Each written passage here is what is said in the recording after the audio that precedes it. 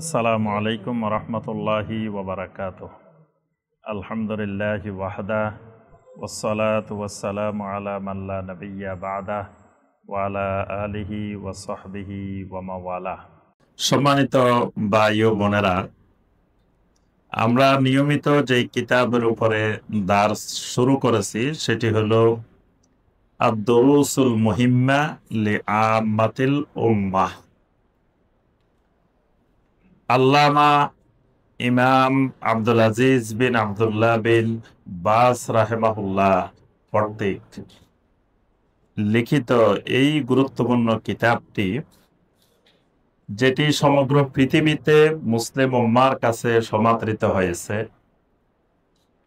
এরকম একটি গুরুত্বপূর্ণ কিতাবের আমরা দার্স শুরু করেছি। প্রথম দার্স আমাদের ছিল আদ-দারসুস সানি, দ্বিতীয় দার্স আরকানুল ইসলাম। আরকানুল ইসলামের আমরা গত দার্সে প্রথম পর্ব আলোচনা করেছি। আজকে আরকানুল ইসলামের দ্বিতীয় পর্বের আলোচনা হবে ইনশাআল্লাহ। এবং আলহামদুলিল্লাহ এই কিতাবের দার্সের সাথে সাথে আমরা সুন্দর একটি ব্যবস্থাপনার মাধ্যমে গত দার্সের ক্লাসটা লিখিত আকারেও এটাকে করা হয়েছে। ওই পাঠটা কি দিছিলেন সবাইকে? আচ্ছা, হ্যাঁ, ওইটা কিন্তু গত দার্সের বিষয়গুলো আমাদের মুশফিক ভাই এটাকে আবার সুন্দর করে লিখেছেন। গত দার্সে আমরা কি কি আলোচনা করেছি এটাকে ভাই সুন্দর করে অনেক পরিশ্রম করে এটা লিখেছেন। পরবর্তীতে আমরা চেষ্টা করব এগুলা লিখিত আকারে আলোচনাগুলো আপনাদের কাছে দিয়ে দেওয়ার জন্য, কারণ এই লেখাপড়া বাংলাদেশের কোথাও পাওয়া যায় না।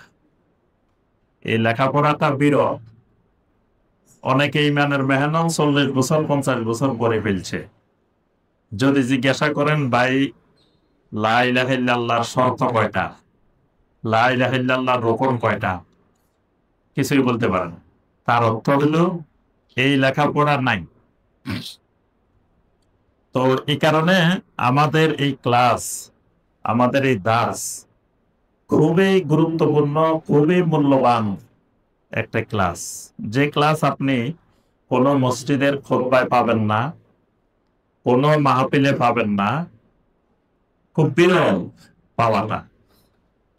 তো আমরা গত দার্সে আলোচনা করেছি ইসলামের 5টি রোকনের প্রথম রোকনের প্রথম পা। আপনাদের পরীক্ষা চলতেছে তো নাকি? কথা কয় না দেখি, পরীক্ষা চলে? নকল চলে না তো নাকি? আলহামদুলিল্লাহ, খুব সুষ্ঠুভাবে পরীক্ষা চলতেছে, কোন প্রকারের নকলবিহীন। এখন তো নকলের ধরন পাল্টে গেছে।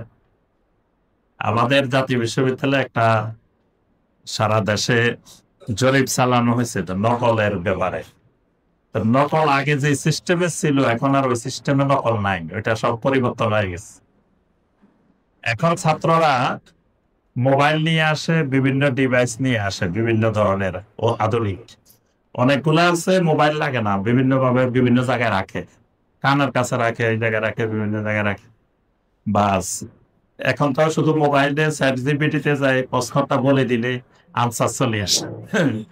বসে বসে মোবাইল থেকে লিখলো, তারপরে বাইরের থেকে প্রশ্ন ঘোষণা করে, সবার কানের মধ্যে লাগানো আছে, সবাই লেখে, বাইরে পড়ে আরেক জায়গায়, এখানে ভিতরে বসে বসে লেখে। বিভিন্ন পদ্ধতির আধুনিক, মানে সবকিছু যেমন ডিজিটাল হয়েছে, নকলও এখন ডিজিটাল। আগের পুরানা ধারার নকল এখন নাই। তো এই জন্য নকলের আমাদের আজকের পরীক্ষা একবারে নকলবিহীন সুষ্ঠু পরীক্ষা ইনশাআল্লাহ। তো আপনারা প্রশ্ন একেবারে সহজ, এটা আপনি চোখ বন্ধ করে 5 মিনিটে উত্তর দিয়ে ফেলতে পারেন। আমরা গত দাসে যা আলোচনা করছি ওই আলোচনার ভিতরে সবগুলা প্রশ্ন ছিল। জি আরবি শব্দ আছে যে যেগুলো হয়তো বুঝতে পারবো, আমরা যেহেতু আরবি ছাত্র না, এটা কি মাথায় দিবেন? ও জি জি জি জি জি আরবি শব্দগুলো আমরা বাংলাও বলছিলাম, তো সামনে থেকে প্রশ্ন করার সময় তাহলে খেয়াল রাখবেন যে শব্দগুলো আরবি এগুলোর পাশে প্রয়োজনে বাংলাটা দিয়ে দিবেন।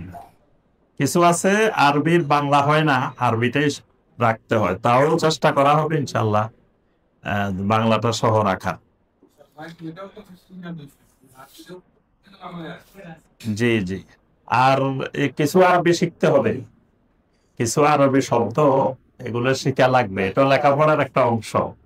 অনেক জি আসবে আমরা। জি, তা আমরা আজকে আরকানুল ইসলাম আমরা গত পর্বে আলোচনা করেছি। আরকানুল ইসলাম হলো 5টি। 1 নম্বর হলো শাহাদাতে আল্লাহ ইলাহা ইল্লাল্লাহ ওয়া আন্না মুহাম্মাদার রাসূলুল্লাহ। 2 নম্বর ইকামেস সালাহ। অসুবিধা নাই, মেধাবী স্টুডেন্ট এখান থেকে উত্তর পেয়ে যাবে, লিখে ফেলতে পারবো, অসুবিধা নেই। আমরা তো এখানে মানে শেখার উদ্দেশ্য, এজন্য এখান থেকে শুনে লিখলেও অসুবিধা নেই।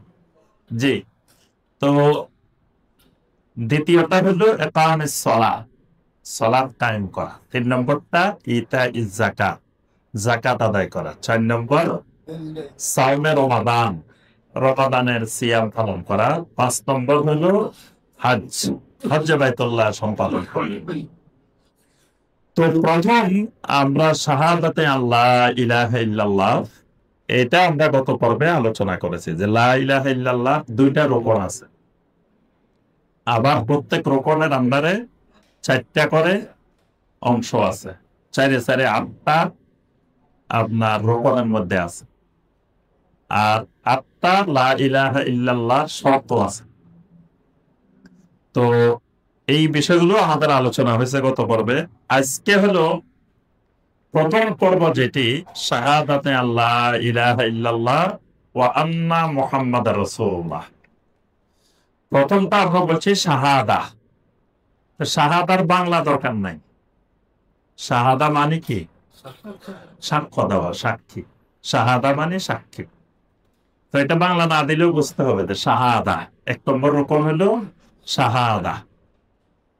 তো কয়টা জিনিসের শাহাদা? 2টা জিনিসের শাহাদা। একটা শাহাদা দিলে সেই ইমানদার হবে না।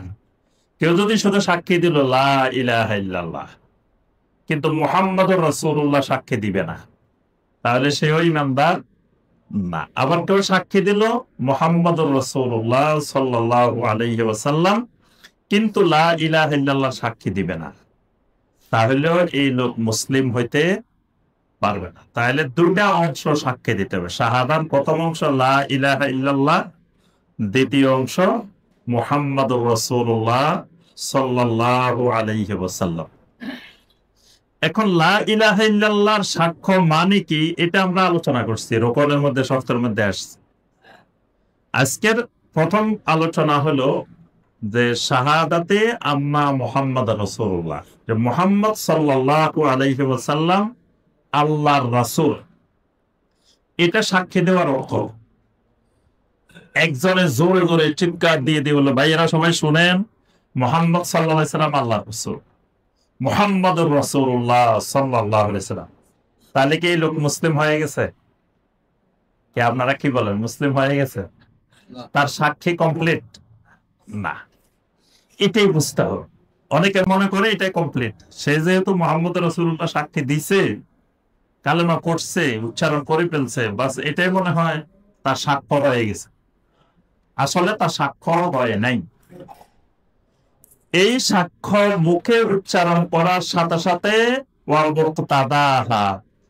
শাইখ বিন বাজ রাহমাহুল্লাহ বলেন যে তুমি মুখেও যখন উচ্চারণ করবা লা ইলাহা ইল্লাল্লাহু মুহাম্মাদুর রাসূলুল্লাহ, এই মুহাম্মাদুর রাসূলুল্লাহ তুমি ঘোষণা দেওয়ার পরে মুহাম্মাদুর রাসূলুল্লাহর কিছু চাহিদা আছে, চাহিদা, মুক্তাদা। মুক্তাদা মানে চাহিদা, দাবি। এই মুহাম্মাদুর রাসূলুল্লাহ সাক্ষ্য দেওয়া কিছু চাহিদা, কিছু দাবি আছে। দাবিগুলা কি? এখানে তিনি 4টা দাবির কথা উল্লেখ করেছেন। এগুলো মনে রাখবেন, এগুলো পরবর্তী পরীক্ষা আসবে কিন্তু। যে মোহাম্মদ রাসূলুল্লাহ সাক্ষী দেওয়ার অর্থ কি, বা মোহাম্মদ রাসূলুল্লাহর সাক্ষী দেওয়ার চাহিদা কি, দাবি কি। দাবি এখানে কয়টা বলা হয়েছে? 4টা। 1 নম্বর তাসদীকুহু ফীমা আখবারা, মানে তিনি যা খবর দিবেন, যা বর্ণনা করবেন, এই সব কিছুকে সত্যায়ন করতে হবে, তাসদীক করতে হবে। মানে নবী সাল্লাল্লাহু আলাইহি ওয়াসাল্লাম যা আমাদেরকে খবর দিবেন, সেটা দুনিয়ার খবর, আখিরাতের খবর, দিনের খবর, আসমানের খবর, জমিনের খবর, জান্নাতের খবর, জাহান্নামের খবর, কবরের খবর, যা খবর আছে, যত খবর আমাদেরকে দিবেন, সমস্ত খবরকে তাসদীক করতে হবে, সত্যায়ন করতে হবে। একটা খবর যদি কেউ বলে যে না এটা ঠিক না, নবী সাল্লাল্লাহু আলাইহি ওয়াসাল্লাম খবর দিয়েছেন কিন্তু সে বলল যে না এটা ঠিক না, এটা উনি মানতে পারতেছে না, এটা সত্যায়ন করতে পারতেছে না, নবী সাল্লাল্লাহু আলাইহি ওয়াসাল্লামের সহিহ হাদিসে আছে কিন্তু সে মানতে পারতেছে না, তাহলেও তার সাক্ষ্য হয়নি, সাক্ষ্য কমপ্লিট হয়নি।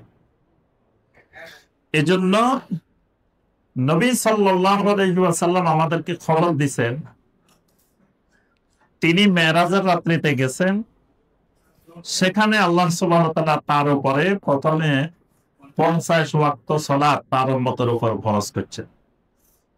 পরবর্তীতে মুসা আলাইহিস সালামের পরামর্শে আবার আল্লাহ পাকের কাছে আবেদন করছেন, আল্লাহ পাক কমাইতে কমাইতে 5 ওয়াক্ত দিয়েছেন। এই খবরটা আমাদের কাছে এসেছে সহিহ আল বুখারীর হাদিস, মানে বিশুদ্ধ সূত্রে এসেছে।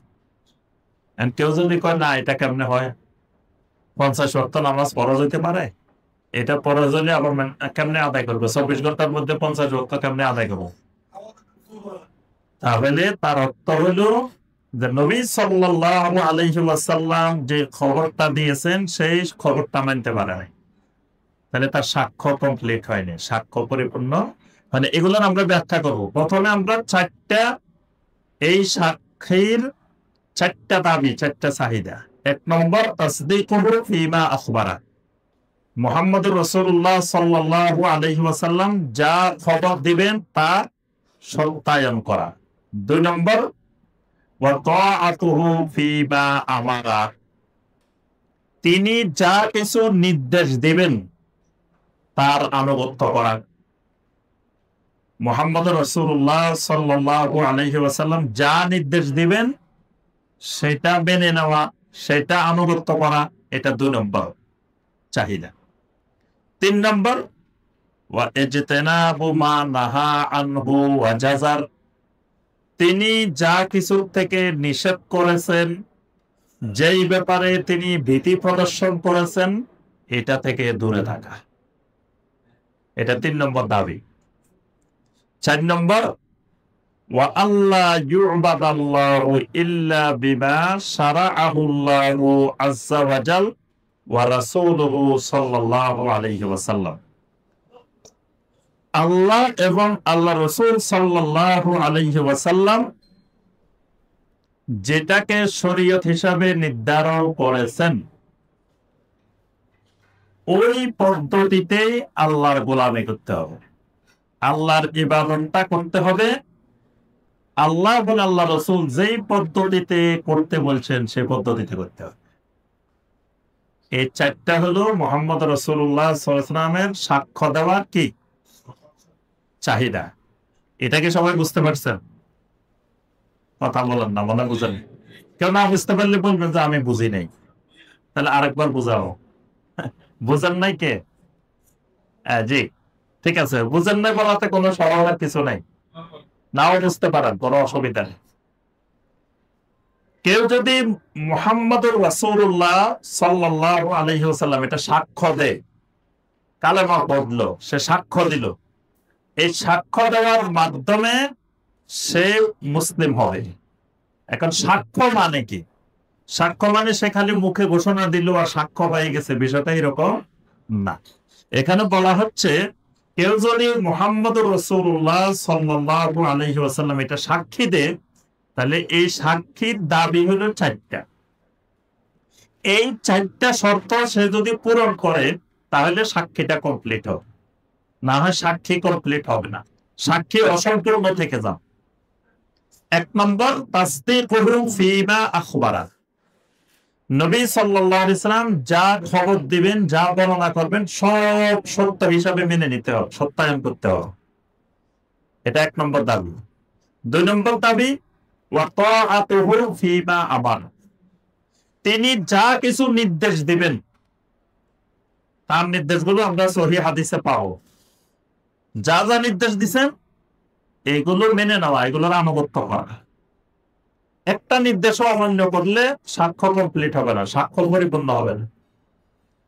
3 নম্বর ওয়া ইজতিনাবু মা নাহা আনহু ওয়া জাজার, মানে তিনি যা কিছু থেকে আমাদেরকে নিষেধ করেছেন, ভীতি প্রদর্শন করেছেন, এগুলো থেকে দূরে থাকতে হবে। এটা 3 নম্বর দাবি। 4 নম্বর দাবি ওয়া আল্লা ইউবাদাল্লাহু ইল্লা বিমা শারাআহুল্লাহ ওয়া রাসূলুহু সাল্লাল্লাহু আলাইহি ওয়াসাল্লাম, মানে আল্লাহ এবং আল্লাহর রাসূল যেই শরীয়ত নির্ধারণ করেছেন এই শরীয়তের পদ্ধতির বাহিরে আল্লাহর কোনো ইবাদত করা যাবে না। এবার বুঝে আসছে? এই 4টা হলো মুহাম্মদ রাসূলুল্লাহ সাক্ষ্য দেওয়ার দারো। এবার এগুলোর ব্যাখ্যায় আসি আমরা।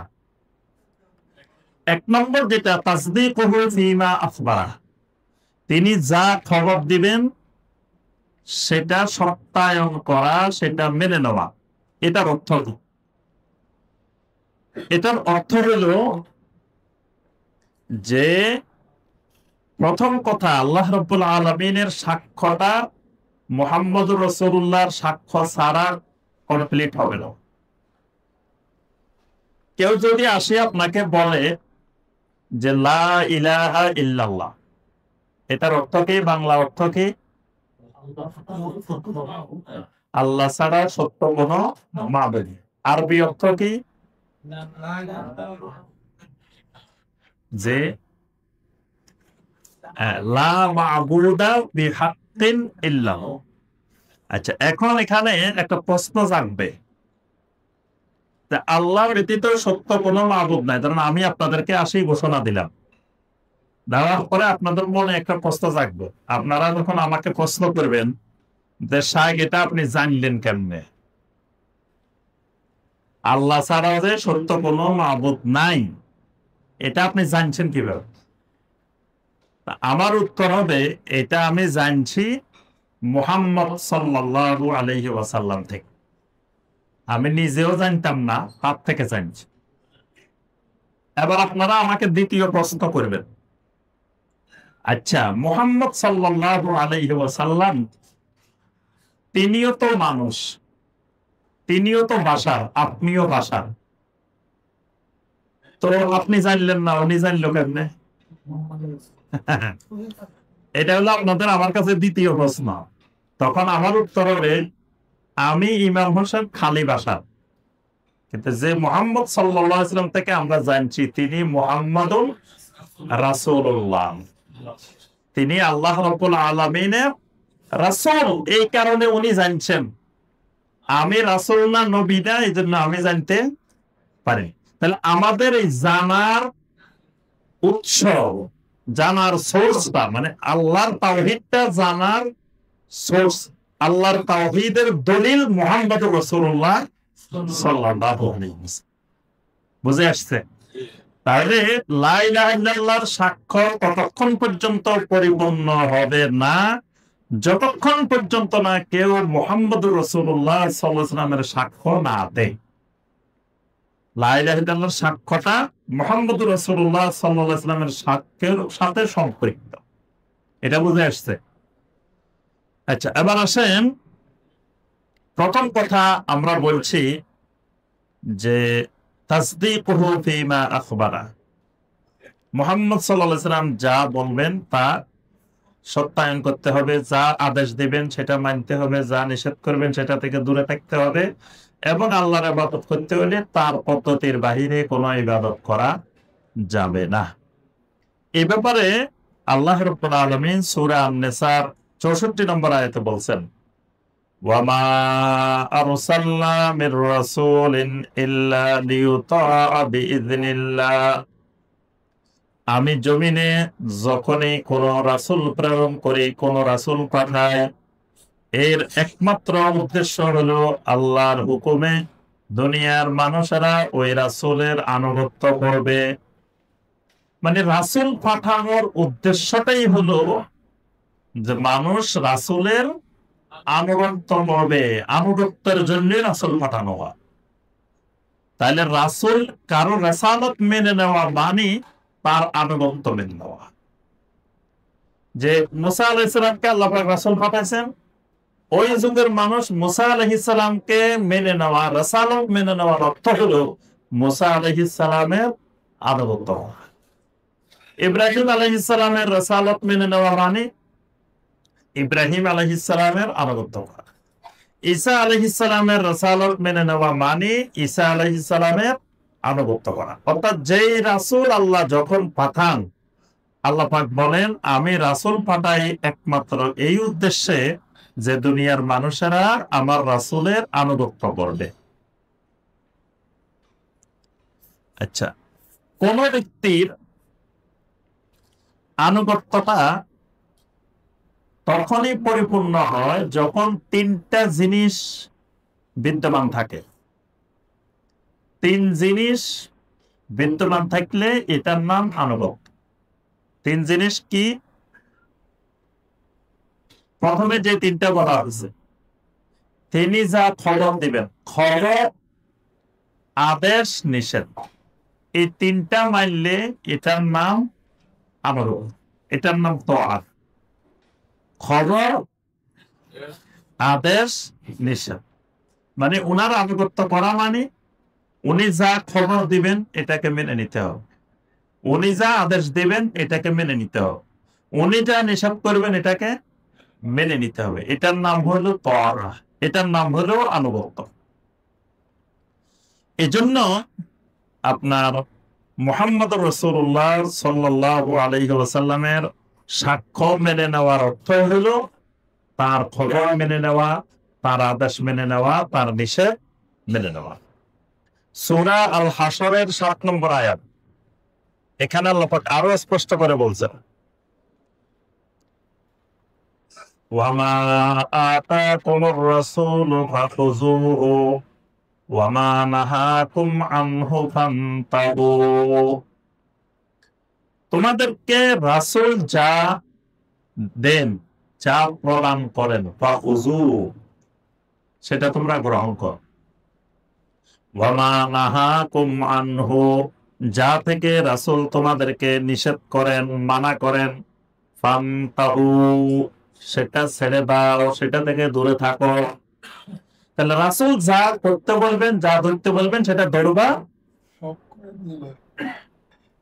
রাসূল যা ছাড়তে বলবেন সেটা ছেড়ে দিবা। সূরা আন-নিসার 65 নম্বর আয়াত, ফালা ওয়া রাব্বিকা লা ইউমিনুন। সূরা আন-নিসার 65 নম্বর আয়াতে আল্লাহ পাক বলেন, ফালা ওয়া রাব্বিকা লা ইউমিনুন, আপনার রবের কসম, ওই মানুষেরা কোনদিন ঈমানদার হতে পারবে না, হাত্তা ইউহাক্কিমুকা ফীমা শাজারা বাইনাহুম, যখন তাদের কোন বিরোধের বিষয়ে আপনি কোন ফয়সালা দিবেন, সুম্মা লা ইয়াজিদু ফি আনফুসিহিম হারাজাম মিম্মা কাদাইতা, আপনি যেই ফয়সালা দিবেন ওই ফয়সালা তাদের মনের ভিতরে কোনো সংশয় পাওয়া যাবে না, ওইটা মেনে নেওয়ার ব্যাপারে তাদের মনে কোনো সংশয় থাকবে না। ওয়া ইউসাল্লিমু তাসলিমা, পরিপূর্ণরূপে ওই ফয়সালার সামনে আত্মসমর্পণ না করা পর্যন্ত আপনার রবের কসম এই লোক ঈমানদার হতে পারবে না। তাহলে নবী সাল্লাল্লাহু আলাইহি ওয়াসাল্লাম যে ফয়সালা দিবেন, এই ফয়সালার মনে প্রাণে যতক্ষণ কেউ মেনে নিতে পারবে না ততক্ষণ আল্লাহ পাক নিজেই নিজের কসম করতেছেন, ফালা ওয়া রাব্বিকা, ওয়া রাব্বিকা মানে আপনার রবের কসম, লা ইউমিনু, কখনো সেই ইমানদার হইতে পারবে না। সূরা আল আহজাবের 36 নম্বর আয়াত, ওয়ামা কানা লিমুমিনিন ওয়ালা মুমিনাতিন ইযা কাদাল্লাহু ওয়া রাসূলুহু আমরান আন ইয়াকুনা লাহুমুল খিয়ারাতু মিন আমরিহিম। কোন মুমিন পুরুষ, কোন মুমিন নারী, কারোর জন্য কোনো এখতিয়ার নাই। এখতিয়ার মানে অপশন, কোন অপশনের রাস্তা খোলা নাই। বেচা কেনার মধ্যে একটা গুরুত্বপূর্ণ জিনিস হলো অপশন, খেয়ার, এটাকে বলে খেয়ার, খেয়ারে মাজলিস। খেয়ারে মাজলিস হলো এই বৈঠকের মধ্যে আপনি চাইলে ফেরত দিতে পারবেন, চাইলে নিতেও পারবেন, বৈঠক থেকে উঠে গেছেন আর কোনো ফেরতের কাম নাই, এটা খেয়ারে মাজলিস। খেয়ারে শর্ত, খেয়ারে রুইয়া, অনেক ধরনের খেয়ার আছে। আল্লাহ বলছেন কোন মুমিন মুমিনাতের কোন খেয়ার নাই, কোন এখতিয়ার নাই। ইযা কাদাল্লাহু ওয়া রাসূলুহু আমরান, আল্লাহ এবং আল্লাহ রাসূল যখন কোন নির্দেশ দিবেন, আন ইয়াকুনা লাহুমুল খিয়ারাতু মিন আমরিহিম, আল্লাহ এবং আল্লাহ রাসূলের ওই নির্দেশ মানবেন কি মানবেন না, আনুগত্য করবেন কি করবেন না, ছাড়বেন কি ছাড়বেন না, এই ব্যাপারে কোনো এখতিয়ার নাই। আল্লাহ পাক বলে দিয়েছেন স্পষ্ট করে যে কোন ইমানদারের কোনো এই ব্যাপারে এখতিয়ার নাই। এবং অন্যান্য সময় শুধু পুরুষ শব্দ দিয়ে নারীদেরকে বোঝান, কিন্তু এখানে একেবারে আলাদা করে দিয়েছেন, ওয়ামা কানা লিমুমিনিন ওয়ালা মুমিনাতিন। কোন মুমিন পুরুষেরও নাই, কোন মুমিন নারীরও নাই।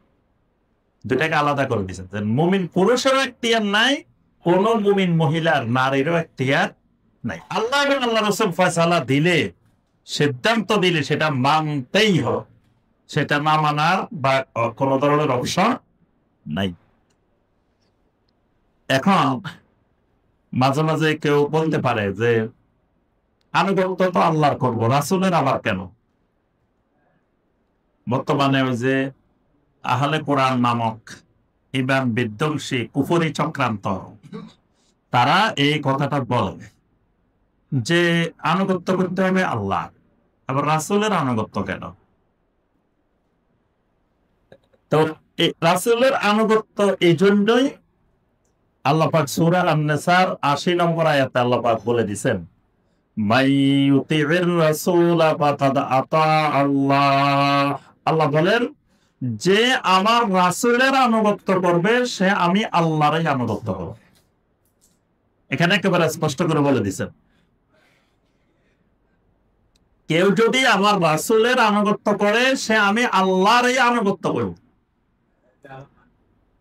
এবং কোরআনে কারিমে ৩ জায়গায় ৩ ক্ষেত্রে আল্লাহ রাব্বুল আলামিন আল্লাহর সাথে রাসূলকে সম্পৃক্ত করছেন।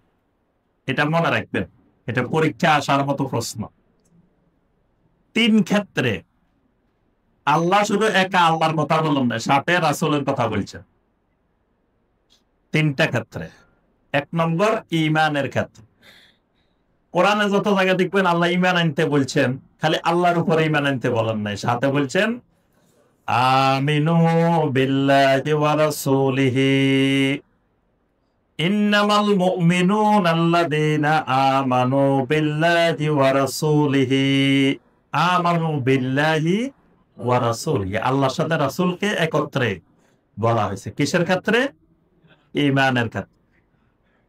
আরেকটা হলো ইতাআতের ক্ষেত্রে, ইতাআত আনুগত্যের ক্ষেত্রে।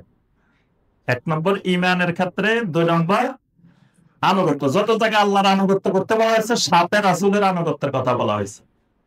সূরা আলে ইমরানের ৩২ নম্বর আয়াত, কুল আতিউল্লাহ ওয়ার রাসূল ওয়া ইন তাওয়াল্লাউ ফাইন্নাল্লাহা লা ইউহিব্বুল কাফিরিন।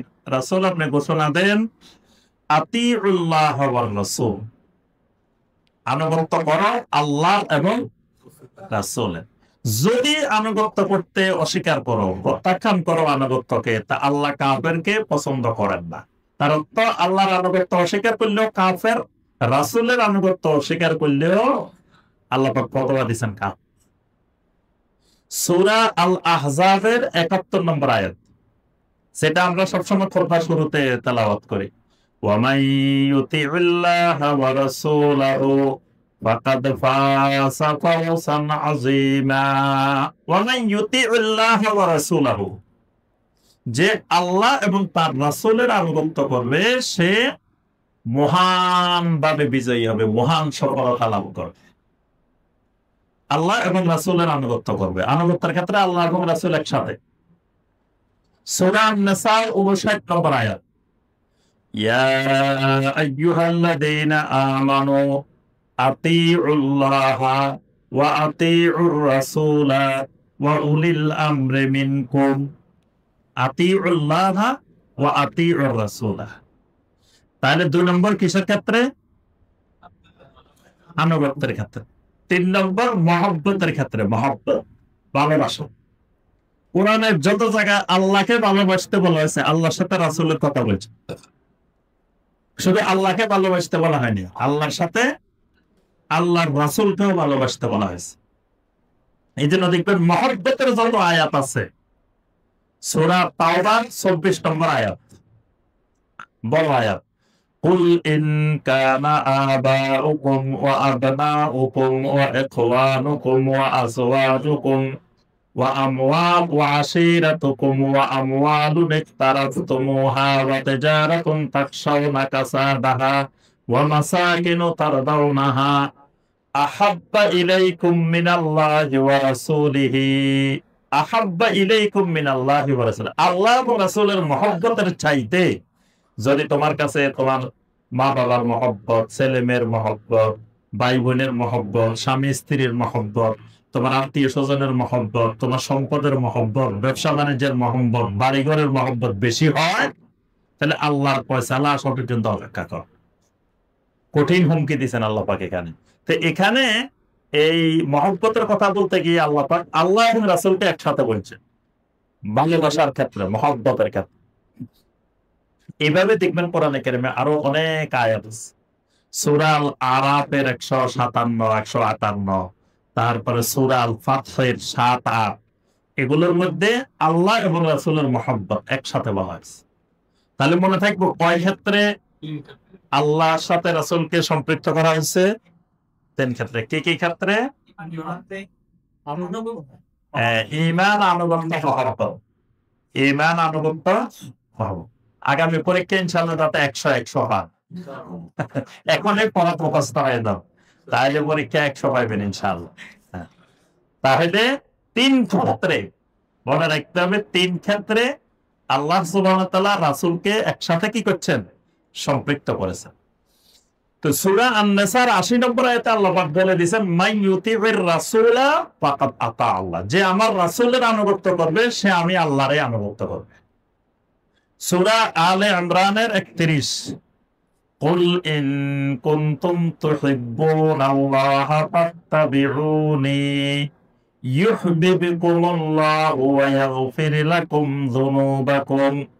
রাসূল আপনি বলেন, ইন কুনতুম তুহিব্বুনাল্লাহ, যদি আল্লাহকে ভালোবাসতে চাও, আল্লাহকে যদি মহব্বত করতে চাও, তো ফাত্তাবিউনি, ভালোবাসার মাধ্যমটা হবে কি? আল্লাহ রাব্বুল আলামিনকে ভালোবাসলে তো আপনি আল্লাহকে দাওয়াত করে খাওয়াইতে পারবেন না, কি খাওয়ানো যাবে? তাহলে ভালোটা কেমনে বাসবেন? এই ভালোবাসার মাধ্যমটা হবে ফাত্তাবিউনি, সুন্নতের ইত্তেবা। সুন্নতের ইত্তেবা করা মানে আল্লাহকে ভালোবাসা। আল্লাহ পাক বলেন, সুন্নতের ইত্তেবা করলে ইউহিব্বুকুমুল্লাহ, আমি আল্লাহ তোমার সাথে ২টা ওয়াদা করতেছি, যদি তুমি সুন্নতের ইত্তেবা করো তা আমি আল্লাহ তোমাকে মহব্বত করবো, তোমাকে ভালোবাসবো। সুবহানাল্লাহ। আরেকটা হলো ভালোবাসার নমুনা শুরু, ওয়া ইয়াগফির লাকুম যুনুবাকুম, আমি আল্লাহ তোমার সব গুনাহ মাফ করে দেব। সুবহানাল্লাহ। এজন্য সুন্নতের ইত্তেবা করলে ১ নম্বর লাভ আল্লাহর মহব্বত অর্জন হবে, ২ নম্বর লাভ রাসূলের মহব্বত অর্জন হবে, ৩ নম্বর লাভ আল্লাহ গুনাহ সব মাফ করে দেব। সুবহানাল্লাহ। আরেকটা বিষয় এখানে বলা হয়েছে যে আল্লাহ ইউবাদাল্লাহু ইল্লা বিমা শারাআহুল্লাহু ওয়া রাসূলুহু। আমরা প্রথম বলছি ওই পয়েন্ট মনে রাখবেন যে শাহাদাতে মুহাম্মদ রাসূলুল্লাহ মানে চারটা। শাইখ বিন বাজ রাহমাতুল্লাহ চারটা বলছেন। এক নম্বর বলছেন তাসদিক, খবরের তাসদিক করা। দুই নম্বর বলছেন আদেশের আনুগত্য করা। তিন নম্বর বলছেন নিষেধ থেকে দূরে থাকা। চার নম্বর বলছেন আল্লাহর কোন ইবাদত করতে হলে, গোলামি করতে হলে সেটা আল্লাহ এবং রাসূল যেই শরীয়ত নির্ধারণ করছেন, যেই পদ্ধতি নির্ধারণ করছেন, ওই পদ্ধতির বাহিরে করা যাবে না। এই জন্য নবী সাল্লাল্লাহু আলাইহি ওয়াসাল্লাম বেদাতের ব্যাপারে কঠোর সতর্ক করছেন উম্মতকে। সহিহ আল বুখারীর হাদিস, মান আহদাসা ফি আমরিনা হাযা মা লাইসা মিনহু ফাহুয়া রাদ্দুন। কেউ যদি আমাদের দ্বীনের মধ্যে নতুন কিছু সংযোজন করে, আহদাসা, আহদাসা মানে ইহদাস, ইহদাস মানে নতুন। নতুন মানে কি? যেটা নবী সাল্লাল্লাহু আলাইহি ওয়াসাল্লাম করেন নাই, সাহাবায়ে কেরাম করেন নাই, বা যেই পদ্ধতিতে নবী সাল্লাল্লাহু আলাইহি ওয়াসাল্লাম এবং সাহাবায়ে কেরাম করেন নাই, এটার নাম ইহদাস। কেউ যদি এরকম ইহদাস করে দ্বীনের মধ্যে এটা, এই পয়েন্টটা মনে রাখতে হবে, এই শব্দটা। এটা কারণে বাংলাদেশের মানুষ বেদাত করে, বেদাত বুঝতে পারে না। বেদাতটা হবে দ্বীনের মধ্যে, দ্বীনের ভিতরে, দ্বীনের জন্য, দ্বীনের উপকরণ, এগুলাতে বেদাত নাই। যেমন ধরেন আমরা মাইকে কথা বলতেছি, এটাও তো রাসূলের যুগে, সাহাবীর যুগে ছিল না, তাই বলে কি এটা বেদাত হবে? হবে না। ফ্যান চলতেছে, এসি চলতেছে, এটা বেদাত হবে? হবে না। আল্লাহ রাসূলের যুগে তো সাহাবায়ে কেরাম নিচে বসে শুনছে, আমরা চেয়ারে বসছি, এটা বেদাত হবে? কারণ এগুলো দ্বীনের ভিতরে না, এগুলো দ্বীনের জন্য, দ্বীন শিক্ষার জন্য আমরা এই ব্যবস্থা করছি। এগুলো দ্বীনের জন্য, দ্বীন শিক্ষার জন্য আলিয়া মাদ্রাসা বানাইছি, কওমি মাদ্রাসা বানাইছি, হাফেজিয়া মাদ্রাসা বানাইছি, নুরানি মাদ্রাসা বানাইছি। এইগুলার দ্বীন শিক্ষার জন্য, দ্বীনের জন্য, এগুলোর সাথে বেদাতের কোনো সম্পর্ক নাই। এই জন্য দ্বীনের ভিতরে কোনো ইহদাস, নবী সাল্লাল্লাহু আলাইহি ওয়াসাল্লাম বলছিলেন, এটা যদি কেউ করে ফাহুয়া রাদ্দুন, তার এই আমলটা বাতিল। সহিহ মুসলিমের হাদিস, মান আমিলা আমালান লাইসা আলাইহি আমরুনা ফাহুয়া রাদ্দুন। কেউ যদি আমল করে, যেই আমল আমরা করি নাই, তাহলে সেই আমল কি হয়ে যাবে? রাদ্দুন, প্রত্যাখ্যাত হয়ে যাবে, বাতিল হয়ে যাবে। এই জন্য কিয়ামতের ময়দানে অনেক মানুষ আমল নিয়ে ক্ষতিগ্রস্ত হবে। আল্লাহ পাক বলেন, কুল হাল নুনাব্বিউকুম বিল আখসারিনা আমালা। সূরা আল কাহাফ, সূরা আল কাহাফের 103-4 এদিকে আল্লাহ পাক বলতেছেন, আমি কি তোমাদের ওই মানুষগুলোর কথা বলবো না যে মানুষগুলো নুনাব্বিউকুম বিল আখসারিনা আমালা, আমল করে আখসারিন হয়ে যাবে, ক্ষতিগ্রস্ত হয়ে যাবে। এক শ্রেণী হবে আমল বিহীন ক্ষতিগ্রস্ত, আমলে করে নাই। আরেক শ্রেণী হবে আমল করে ক্ষতিগ্রস্ত। তা এরা আমল করে ক্ষতিগ্রস্ত কেন? ওয়ায়াহসাবুনা আন্নাহুম ইউহসিনুনা সুনআ। আয়াতের শেষে আল্লাহ বলতেছেন, এরা ধারণা করতো এরা খুব সুন্দর সুন্দর আমল করতেছে, সুন্দর সুন্দর কাজ করতেছে। আসলে এই সুন্দর যে সুন্দর না, এটা বুঝেন। এই কারণে এরা আমল করে ক্ষতিগ্রস্ত হবে। সূরা আল ফুরকান, সূরা আল ফুরকানের 23 নম্বর আয়াত। এখানে আল্লাহ সুবহানাহু ওয়া তাআলা বলেন, ওয়া কাদিমনা ইলা মা আমিলু মিন আমালিন ফাজআলনাহু হাবাআম মানসুরা। কিয়ামতের ময়দানে আমার সামনে কত মানুষ আমল নিয়ে হাজির হবে, কিন্তু কিছুক্ষণ পরে তার সকল আমলগুলোকে বিক্ষিপ্ত ধূলিকণার ন্যায় উড়িয়ে দিব। তার আমলনামায় কোনো আমল থাকবে না। কেন থাকবে না? এই আমলগুলো যে সারা আল্লাহ ওয়া রাসূলুহু, আল্লাহ এবং আল্লাহ রাসূল যে শরীয়ত দিবেন, শরীয়তের পদ্ধতিতে করে নাই। তাহলে শরীয়তের পদ্ধতির বাহিরে কেউ যদি মারেফতের পদ্ধতিতে ইবাদত করে, এই ইবাদত কি? বাতিল। কেউ যদি তরিকতের পদ্ধতিতে করে, সেটাও বাতিল। কেউ যদি হাকিকতের পদ্ধতিতে করে, এটাও বাতিল। কেউ যদি রুহানি পদ্ধতিতে করে, এটাও বাতিল। পদ্ধতি হবে একটা, শরিয়া মানে পদ্ধতি। শরীয়ত মানি পদ্ধতি। কিসের পদ্ধতি? ইবাদতের পদ্ধতি। শরীয়ত মানি ইবাদতের পদ্ধতি। আল্লাহ পাক একটাই পৃথিবীর মানুষকে দিয়েছেন শরিয়া। আল্লাহ পাক মারিফত নামে আলাদা কিছু দেন নাই, তরিকত নামে আলাদা কিছু দেন নাই, হাকিকত নামে আলাদা কিছু দেন নাই। এগুলো মানুষেরা নিজেরা বানাইছে। তাহলে ইবাদতের একটাই পদ্ধতি, সেটার নাম শরিয়া।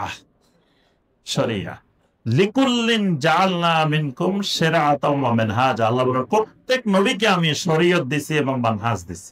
মানে কোন পদ্ধতিতে আল্লাহর ইবাদত করবে, পদ্ধতিটা আল্লাহ জানাই দিবেন। এটা এমন অবসর রাখেন নাই যে যা যার যেমনি মনে চায় ইচ্ছা মতো ইবাদত করবে, এটা আল্লাহ রাখেন। ইবাদতের একটা সুনির্দিষ্ট পদ্ধতি আল্লাহ রাব্বুল আলামিন দিয়ে দিয়েছেন।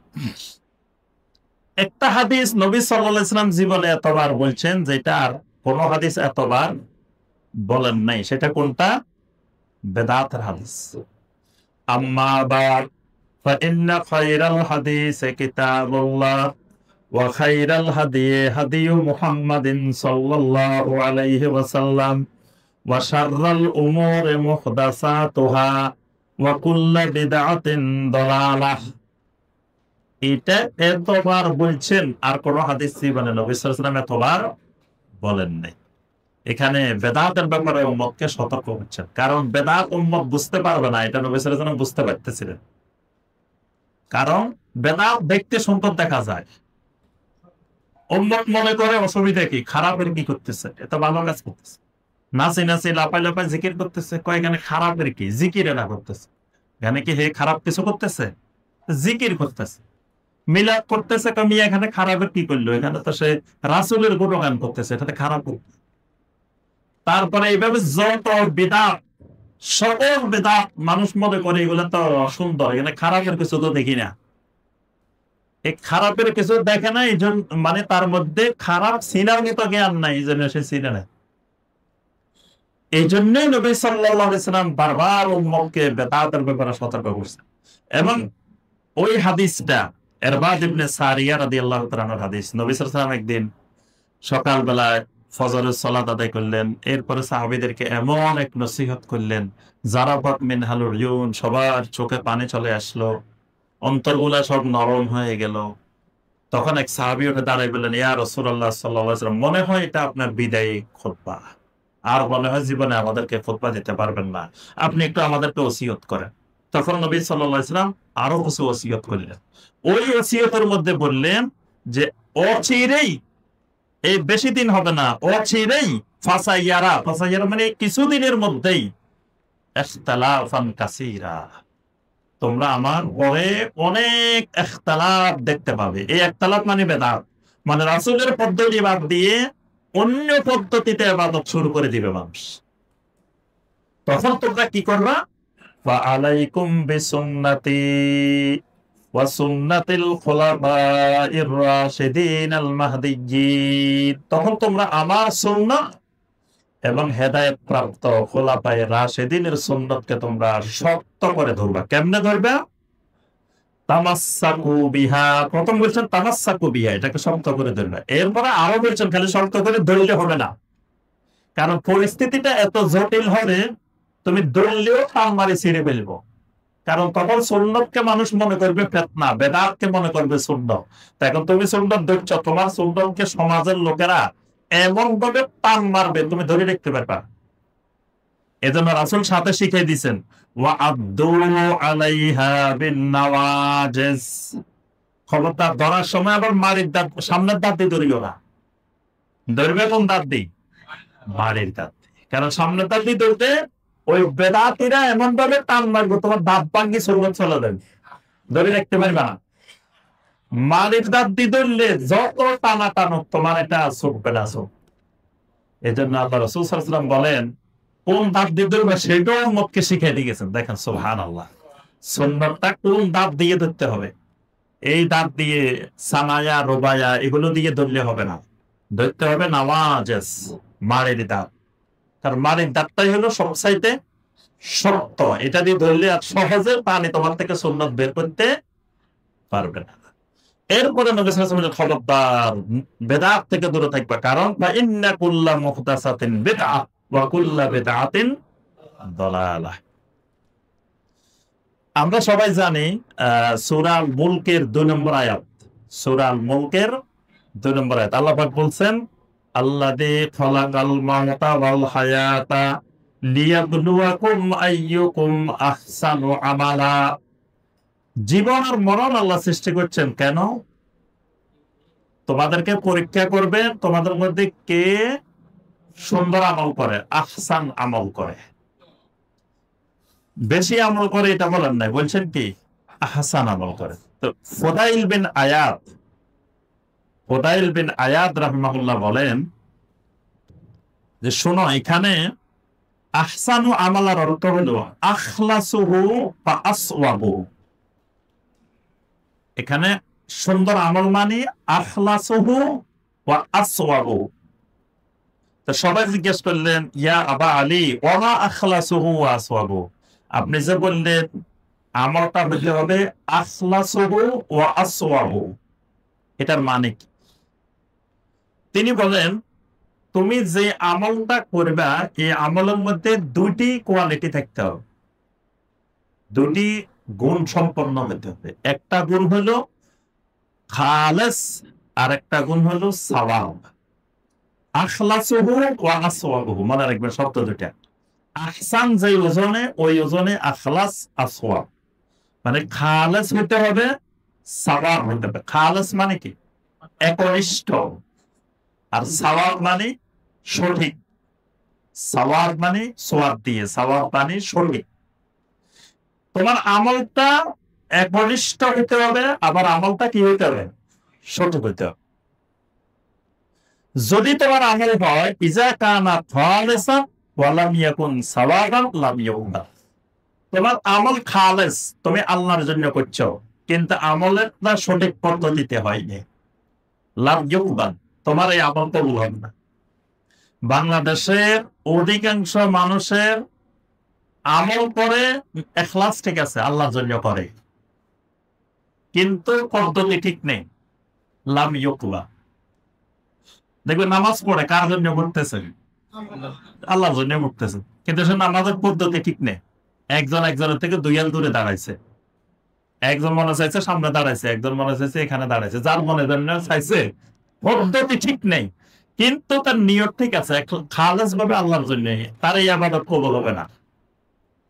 দেখবেন অনেক মাজার পূজারী, কবর পূজারী শিরিক করতেছে, শিরিক তো সে আল্লাহর সন্তুষ্টির জন্য করতেছে, শিরিক তো সে খালেস ভাবে আল্লাহর সন্তুষ্টির জন্য করতেছে। কবর সাজদা করতেছে, সে আল্লাহর সন্তুষ্টির জন্য কবর সাজদা করতেছে, পদ্ধতি ঠিক নেই, ইখলাস ঠিক আছে, পদ্ধতি ঠিক নেই। আবার ওয়াইজা কানা সাওয়াবান ওয়া লাম ইয়াকুন খালিসান লাম ইউকবাল, আবার পদ্ধতি ঠিক আছে, খালেস নাই, সেটা কবুল হবে না। পদ্ধতি ঠিক আছে কিন্তু ভিতরে আমার ইখলাস ঠিক নেই। এজন্য খালেস মানে কি মা কানা লিল্লাহ, খালেস মানে একমাত্র আল্লাহর জন্য হতে হবে প্রত্যেকটা আমল। সাওয়াব মানে মা কানা আলা সুন্নাহ, সুন্নাহ অনুযায়ী হতে হবে। একটা হলো আল্লাহর জন্য হতে হবে, আর সঠিক হতে হলে এটা সুন্নাহ অনুযায়ী হতে হবে। তাহলে এই যে শাহাদাতে আল্লাহ ইলাহা ইল্লাল্লাহ ওয়া আন্না মুহাম্মাদুর রাসূলুল্লাহ, দুটোই কিন্তু এই আমলের সাথে সম্পৃক্ত। এতক্ষণ আমরা বলছি এই দুটাই ঈমানের সাথে সম্পৃক্ত, এখন হলো এই দুটা আমলের সাথেও সম্পৃক্ত। এটাও প্রশ্ন হতে পারে যে এই মুহাম্মদুর রাসূলুল্লাহ সাল্লাল্লাহু আলাইহি ওয়াসাল্লামের সাক্ষ্যটা আমলের সাথে সম্পৃক্ততা আছে কি না? আমলের সাথে সম্পৃক্ততা আছে। কি ধরনের আমলের সাথে সম্পৃক্ততা? যে প্রত্যেকটা আমল আল্লাহর কাছে কবুল হতে হলে দুটা শর্ত, একটা ইখলাস, একটা সুন্নাহ। তাহলে ওইটাই, ওই যে সাক্ষ্য দেওয়ার মধ্যে মুহাম্মদুর রাসূলুল্লাহর সাক্ষ্য এই জন্যই দিতে হবে যে একমাত্র মুহাম্মদুর রাসূলুল্লাহ সাল্লাল্লাহু আলাইহি ওয়াসাল্লামের পদ্ধতিতেই আল্লাহর ইবাদত করা যায়। এবার আসেন 2 নম্বর রুকন। 2 নম্বর রুকন কি ছিল? ইকামিস সালাত, সালাত কায়েম করা। সালাত কায়েমের অনেক আলোচনা, আমরা সংক্ষিপ্তভাবে এখানে শায়খ রাহিমাহুল্লাহ যে কথাগুলো বলছেন আমরা শুধুমাত্র ওই কথাগুলো এখানে আলোচনা করব। প্রথমে এটার আবার যে ব্যাখ্যাটা আমাদের এখানে, এটা হলো শাইখ আব্দুর রাজ্জাক বিন আব্দুল মুহসিন আল বাদার এই আলেমটার নাম মনে রাখবেন। কি নাম বলছি? শাইখ আব্দুর রাজ্জাক বিন আব্দুল মুহসিন আল বদর। উনি বর্তমান পৃথিবীর শীর্ষ কয়েকজন আলেমের মধ্যে, জীবিত আলেমের মধ্যে একজন। উনি মসজিদুল নববীতে দার্স দেন এবং ওনার দার্সে সবচাইতে বেশি মানুষ বসে, সবচাইতে বেশি ওলামায়ে কেরাম ওনার দার্সে বসে, এবং ওনার দার্সে বসলে নাকি পুরস্কারও দেয়। ওখানে শাইখদের দার্সে বসলে পুরস্কারও দেওয়া হয় যারা নিয়মিত বসে। তো উনি বর্তমান দুনিয়ার বড় আলেমদের মধ্যে একজন। ওনার আব্বাও পৃথিবীর বড় আলেমদের মধ্যে একজন, শাইখ আব্দুল মুহসিন আল আব্বাদ হাফেজাহুল্লাহ। ওনার আব্বার নাম ছিল আব্দুল মুহসিন আল আব্বাদ। উনি মদিনা ইউনিভার্সিটির চ্যান্সেলর ছিলেন ওনার আব্বা। এবং ওনার আব্বার দার্সে আমি একদিন 2 দিন বসছি। আমার সৌভাগ্য হয়েছে মদিনাতে 2 দিন ওই শেখ আব্দুল মুহসিন আল আব্বাদ ওনার দার্সে আমি বসছিলাম। তো ওনার দার্সে বসে যেটা দেখছি, অনেক কিছু দেখছি, সবচেয়ে গুরুত্বপূর্ণ যেটা দেখছি সেটা হলো উনি তখন চোখে দেখেন না, 98 বছর বয়স। তো চেয়ারে বসে দার্স দেন। তো ওনার ছাত্ররা সবাই মদিনা ইউনিভার্সিটির প্রফেসর, বড় বড় মুহাদ্দিস। ছাত্ররা সবাই পাশে বসেন, বসে একজনে হাদিস পড়েন, উনি বসে বসে শুনেন। তো পরে উনি ব্যাখ্যা দেন হাদিসের, কিন্তু পরে ছাত্ররা এই পড়তে গিয়ে কোন জায়গায় যদি এলোমেলো হয় উনি দই ফেলায়। মানে ওনার মুখস্থ সব একবারে, কোন জায়গায় কোন শব্দ, ওই শব্দটা মুখস্থ। কোন জায়গায় দেখি যে একটু বেশ কমেলে উনি সাধারণত ধরে ফেলাইতেছে।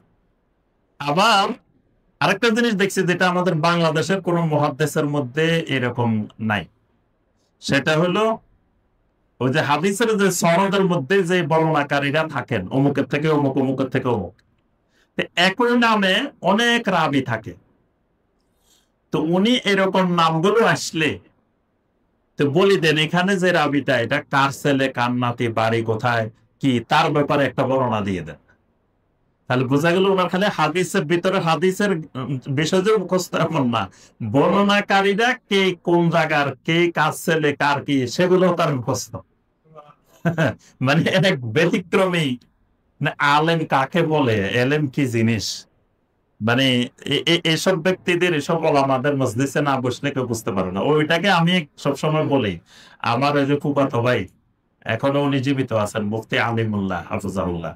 তো উনি বলেন যে আমি দারুল উলুম দেওবন্দ থেকে ভালো রেজাল্ট করে ইফতা পাস করছি, মুফতি হয়েছি। তো মুফতি হওয়ার পরে আমার তো যে অহংকার, ওরে আল্লাহ আমার সাথে কে লাগে, আমি তো বিরাট মুফতি সাহ।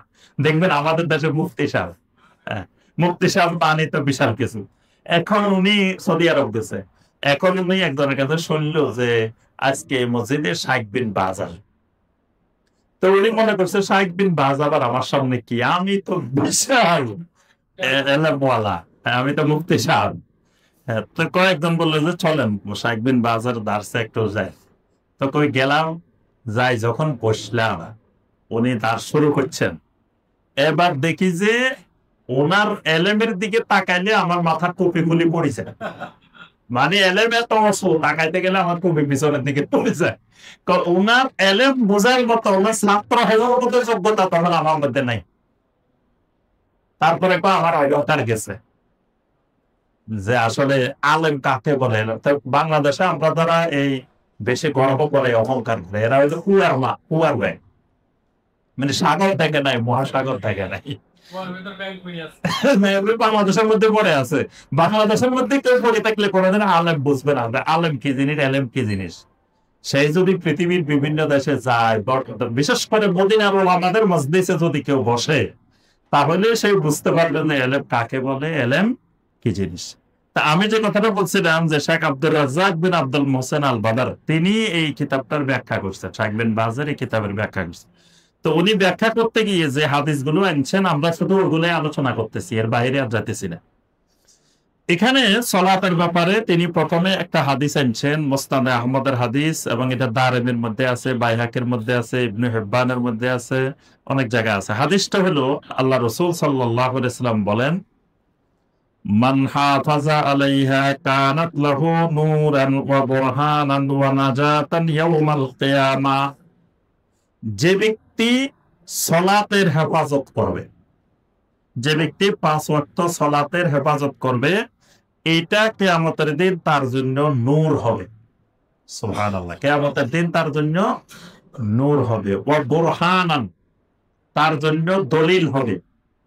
ওয়া নাজাতান, এবং তার নাজাতের মাধ্যম হবে। ওয়া মান লাম ইউহাফিজ আলাইহা লাম ইয়াকুল লাহু নূরুন ওয়ালা বুরহানুন ওয়ালা নাজাতুন। যে ব্যক্তি 5 ওয়াক্ত সালাতের হেফাজত করে নাই, কিয়ামতের ময়দানে তার কোনো নূরও থাকবে না, দলিলও থাকবে না, নাজাতও থাকবে না। আরো কঠিন কথা, ওয়া কানা ইয়াউমাল কিয়ামাতে মা কারুনা ওয়া ফিরআউনা ওয়া হামানা ওয়া উবাই ইবনে খালাফ।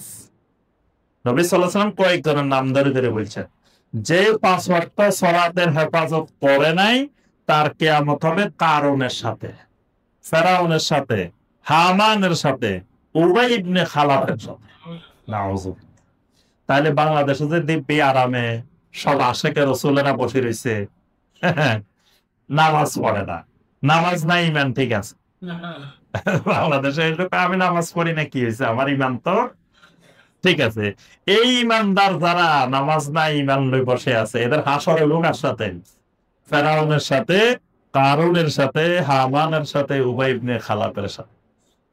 কিন্তু এরা এই ব্যাপারে পুরা বেখবর।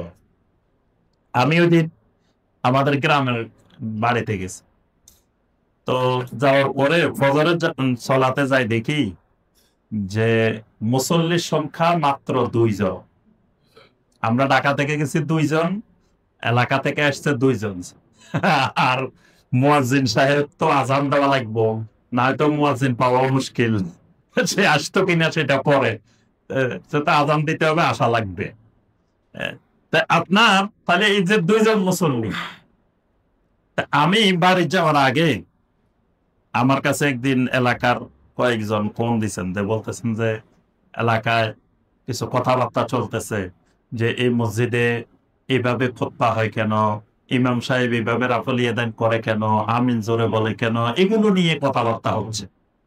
তাই ইমাম সাহেব বলছে যে ঠিক আছে, শায়েখ তো আগামী শুক্রবারে আসবে, আপনারা সবাই শায়েখের সাথে বসিয়ে এই বিষয়গুলো নিয়ে আপনারা আমার সাথে কথাবার্তা না বলে শায়েখের সাথে বসলে ভালো হবে। এখন এটা তো বলছেন ফজরের সলাতে আমি গেছি 2 জন মুসল্লি। পরে আমি জুমার সলাতে বললাম যে আমার ভাইয়েরা দেখেন, শয়তানের ওয়াসওয়াসা, শয়তানের ধোঁকা, শয়তানের প্রতারণা কিভাবে আমাদেরকে মানে গ্রাস করে ফেলছে। ফজরের সলাতে এলাকায় এত মানুষ বসবাস করে, সেখান থেকে ফজরের জামাতে হাজির হয়েছে 2 জন। এটাই তো পুরো এলাকায় আজকে আলোচনা হওয়ার কথা ছিল। প্রত্যেক দোকানে দোকানে, চা দোকানে, ভাই শোনো শোনো, আজকে খবর, এই মসজিদে মাত্র 2 জন মুসল্লি হয়েছে। এটা আলোচনার বিষয় হওয়ার কথা ছিল না? এবং যে মানুষগুলো ফজরের জামাতে আসতে পারে না, মানুষকে তো সারাদিন কান্নাকাটি করার কথা ছিল, অনুশোচনা করার কথা ছিল, যে আহারে আমি ফজরের জামাতে হাজির হতে পারিনি।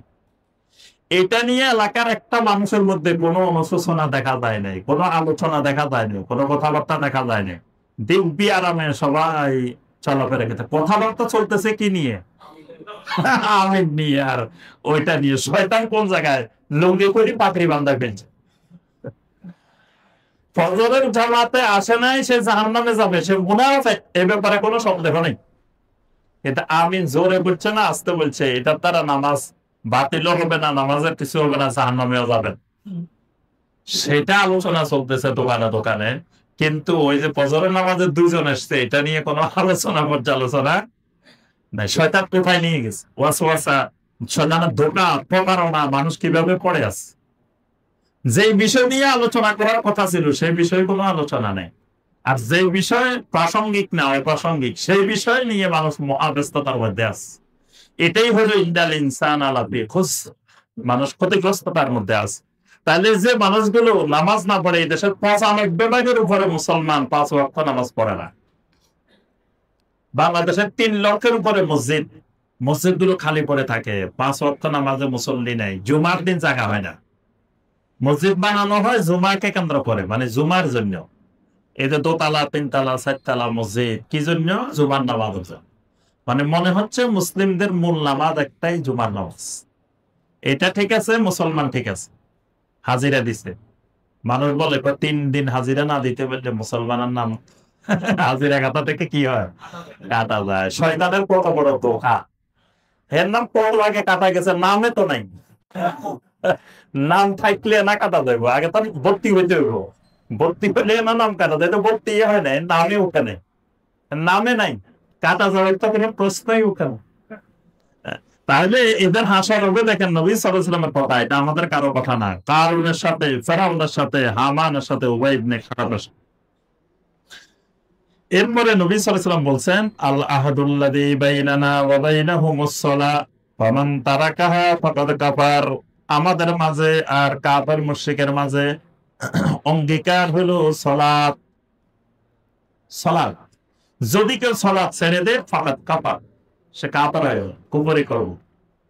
নবী সাল্লাল্লাহু আলাইহি ওয়াসাল্লামের স্পষ্ট হাদিস, মুসনাদে আহমদের হাদিস, জামে আত-তিরমিজির হাদিস, সুনান আন-নাসাই, ইবনে মাজাহ, অনেকগুলো হাদিসের গ্রন্থে এই হাদিসটা আসছে যে ফামান তারাকাহা ফাকাদ কাফার, যে সালাত পরিত্যাগ করবে সে কুফরি করবে। এটা কুফরি। কিয়ামতের ময়দানে সর্বপ্রথম হিসাব হবে কিসের? সালাত। সালাত ঠিক হইলে বাকিগুলো ঠিক হবে, সালাত ঠিক নাই, বাকিগুলো ঠিক নাই। 3 নম্বর রকম হলো কি? ইতা ইজ যাকাত, যাকাত আদায় করা। যাকাত ফরজ, সম্পদের উপরে যাকাত আদায় করা ফরজ।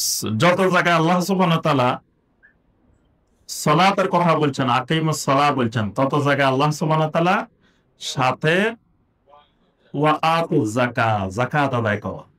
তাহলে যাকাতটা এত গুরুত্বপূর্ণ যে এটাকে সালাতের সাথে আল্লাহ রাব্বুল আলামিন উল্লেখ করেছেন। 4 নম্বর রকম হলো সিয়াম রমাদান, রমাদান মাসের সিয়াম পালন করা। সিয়ামের ব্যাপারে আমরা সবাই জানি, কোরআনে কারিমের অনেক আয়াত আছে, অনেক হাদিস আছে, রমাদান মাসে আমরা এগুলোর আলোচনা শুনি। 5ম রকম হলো হজ, হজ্জে বাইতুল্লাহ। যার কাছে স্বাভাবিক খরচ, স্বাভাবিক পারিবারিক খরচের অতিরিক্ত আল্লাহর ঘরে হজ করার মতো সামর্থ্য আছে, অর্থ আছে, তার জন্য হজ ফরজ। অর্থাৎ বর্তমানে হজ করতে হইলে ধরেন 7 লাখ 8 লাখ টাকা লাগে। তো স্বাভাবিক খরচের চেয়ে কারো কাছে যদি কোনো ঋণ ছাড়া, আবার ঋণদারের ঋণ না দিয়ে হজে চলে যাওয়া, মানে টাকাও আছে 8 লাখ, ঋণও আছে ধরেন 5 লাখ, তো ঋণ হেরে দিলে দিব, না দিলে নাই। ঋণ নেওয়ার সময় মানুষ আগে ঠিক করে রাখে, এটা দিব না। বাংলাদেশের মানুষ যখন ঋণ নেয় আগে ঠিক করে রাখে যে এটা দিব না, এই নিয়তে সেই নেই। তো সে ঠিক করে রেখেছে ঋণ পাইলে পাবে, অসুবিধা নাই, আমি হজ করে আসি। এই হজ করা যাবে না। কারো কাছে ঋণ থাকলে ঋণদার অবস্থায় কাউকে হাদিয়া দেওয়া যায় না। মানে আপনি ঋণগ্রস্ত অবস্থায় কারোরে হাদিয়া দেওয়া, তারপরে আপনি বিলাসবহুল বাড়িতে জীবনযাপন করা, মানে ধরেন আপনি একটা ফ্ল্যাটের 10,000 টাকার ফ্ল্যাটেও থাকতে পারেন, 1 লাখ টাকার ভাড়ার ফ্ল্যাটেও থাকতে পারেন। না, মানুষ আপনার কাছে ঋণ পাইব, ঋণ দেওয়ার খবর নাই, আপনি 1 লাখ টাকার ফ্ল্যাটে থাকেন, এটাও হার, এটাও হার। তারপরে আপনি আনন্দ ভ্রমণে যাইবেন বিভিন্ন জায়গায়, এটাও হারাম। কারণে কোনো হাদিয়া দিবেন, গিফট দিবেন, এটাও হারাম। মানে ঋণগ্রস্ত অবস্থায় অনেক হুকুম আহকাম আছে, মানে আপনি স্বাভাবিক খরচের চেয়ে অতিরিক্ত কোনো খরচ করা যাবে না। এবং আপনি এই ঋণগ্রস্ত অবস্থায় মারা গেলে আপনার ঋণের যতক্ষণ কেউ জামিনদার না হবে, গ্যারান্টি না হবে, ততক্ষণ আপনার জানাজা হবে না। এই জন্য ঋণ নেওয়ার আগে পরিবারের সবাইকে, আপনার যত ওয়ারিস আছে তাদের সবাইকে ডেকে তারা এর দায়িত্ব নিবে কিনা এই ঋণের, তারপরে ঋণ নেওয়া যাবে, এর আগে নেওয়া যাবে না। কারণ আপনি মারা গেলে একজন ঋণদার, একজন ওয়ারিস যদি বলে যে না, উনি ঋণ নিছে কেন, আমি ওনার ঋণের দায়িত্ব নাই, তাহলে এটার জন্য আপনি দায়ী হবেন। কারণ আপনি তো যে কোনো সময় মারা যেতে পারেন, এটা তো নিশ্চয়তা নেই। তাহলে ঋণ এগুলো পরিশোধ করবে কে? পরিশোধ আপনার ওয়ারিস যারা, সম্পদটা যারা পাবে তারাই তো পরিশোধ করতে হবে। তো তারা আগে দায়িত্বটা নিতে হবে। তারা যদি দায়িত্ব নেয় তারপরে আপনি ঋণ নিতে পারেন, তাও ঋণ শরিয়া সম্মত কাজের জন্য। আবার সুদের ঋণ নেওয়া যাবে না। সুদের ঋণ দিয়ে বাড়ি করবেন, পরিবারের সবাই রাজি, কয় না আপনি একটা বাড়ি করে দিয়ে যান, তাও করা যাবে না। কারণ সুদে সবাই সম্মতি থাকলেও এটা হারাম, এটা নেওয়ার সুযোগ নাই। তো এজন্য মানে ঋণ ছাড়া যদি আপনার কাছে হজে যাওয়ার মতো সামর্থ্য থাকে, তাহলে হজ করা জীবনে একবার ফরজ। তো এই হলো সংক্ষিপ্তভাবে আমাদের আরকানুল ইসলাম। এ ব্যাপারে আমার একটা আলাদা বই আছে, আরকানুল ইসলাম, ইসলামের রোকন, 5টা রোকনকে আলাদা করেই আমরা ওই বইয়ের মধ্যে আলোচনা করেছি। আরবি ভাষায় অনেক বই আছে, বাংলা ভাষায় অনেক বই আছে, আমাদের অনেক শায়েখদের বই আছে এই বিষয়ের উপরে। তো এই বিষয়গুলো আমরা আরো বিস্তারিত জানার জন্য লেখাপড়া করবো ইনশাআল্লাহ। আল্লাহ রাব্বুল আলামিন আমাদের সবাইকে তৌফিক দান করুন, আমিন ইয়া রাব্বাল আলামিন। জি, প্রশ্ন থাকলে আমরা সংক্ষেপে